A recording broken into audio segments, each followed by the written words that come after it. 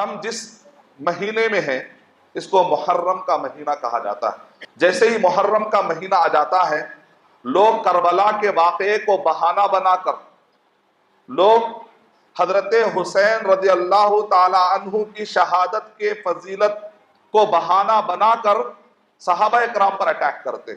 اہل سنت والجماعت جن صحابہ اکرام کے بارے میں بڑی عزت پیش کیا کرتے ہیں، کچھ لوگ کربلا کے واقعے کو بہانہ بنا کر صحابہ اکرام پر طعنہ دیتے ہیں۔ نعوذ باللہ، یہاں تک بھی عقیدہ رکھنے والے رکھ لیتے ہیں، اپنے آپ کو مسلمان کہتے ہیں، مسلمان ہونے کا دعویٰ کرتے ہیں، وہ کہتے ہیں کہ نعوذ باللہ نبی اکرم صلی اللہ علیہ وسلم کا جب انتقال ہوا تو صحابہ اکرام مرتد ہو گئے، نعوذ باللہ اسلام چھوڑ دیا انہوں نے، سوائے چند کے مقداد بن الاسود، سلمان الفارسی اور حسن رضی اللہ تعالیٰ عنہ، حسین رضی اللہ تعالیٰ عنہ، علی رضی اللہ تعالیٰ عنہ، رضوان اللہ علیہم اجمعین، آل بیت اور ان کے علاوہ باقی کے پورے صحابہ اکرام مرتد ہو گئے تھے، نعوذ باللہ۔ تو آئیے دیکھتے ہیں قرآن مجید پڑھ کر کہ قرآن مجید پڑھتے ہیں تو اللہ تعالیٰ نے صحابہ کرام کے بارے میں کیا گواہی دی۔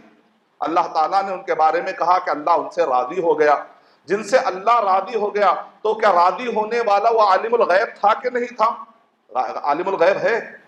اللہ سبحانہ وتعالیٰ علام الغیوب ہے، غیبوں کے جاننے والے ہیں۔ تو نبی اکرم صلی اللہ علیہ وسلم کو جس وقت پر قرآن مجید میں یہ بشارت سنائی گئی کہ اللہ سبحانہ وتعالیٰ یہ صحابہ کرام سے راضی ہے، تو اللہ سبحانہ وتعالیٰ جانتے ہیں کہ انتقال کے بعد یہ صحابہ کرام اسلام پر رہیں گے یا نہیں رہیں گے، تو اللہ تعالیٰ کو تو معلوم ہے۔